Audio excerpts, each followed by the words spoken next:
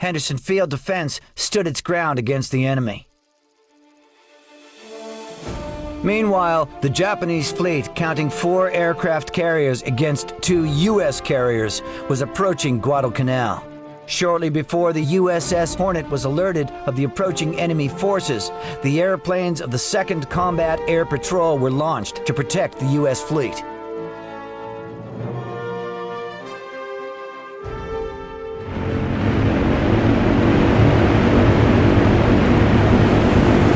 Contact with an enemy group. Damn, there's a swarm of them flying towards you.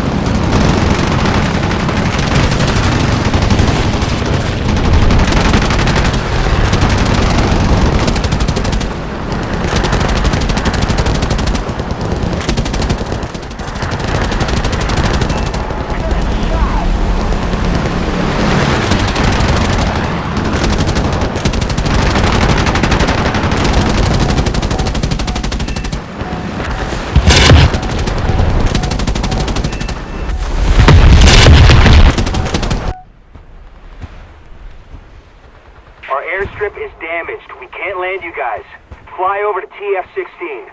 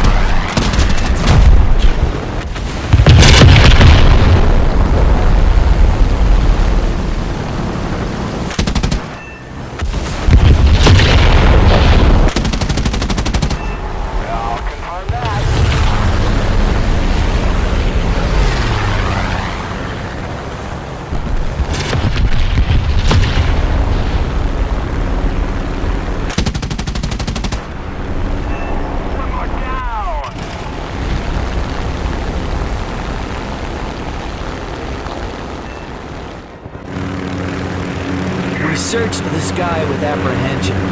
There were only a few planes in the air in comparison to the numbers launched several hours before. The planes emerged and staggered onto the deck, every single fighter and bomber bullet-hole. Pilots glanced wearily from their cramped cockpits. They told of an unbelievable opposition. The skies were choked with anti-aircraft shell bursts and tracers. Lieutenant Commander Okumiya Mazataki, Rear Admiral Kakuji Kakuta's Air Staff Officer. You're seeing the greatest carrier duel of history. Perhaps it will never happen again. Rear Admiral Thomas C. Kincaid, Commander of Task Force 16. In October 1942, Japan sent 15,000 troopers to Guadalcanal, which allowed offensive actions.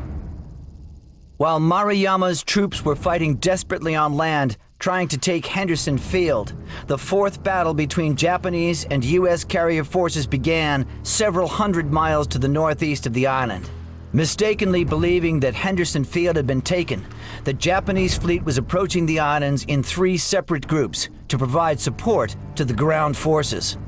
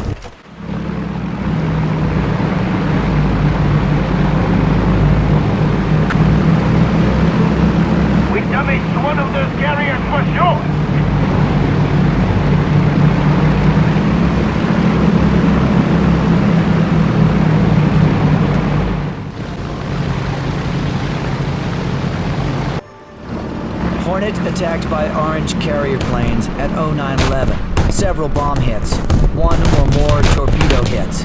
Now dead in water and burning somewhat. Northampton preparing to take in tow.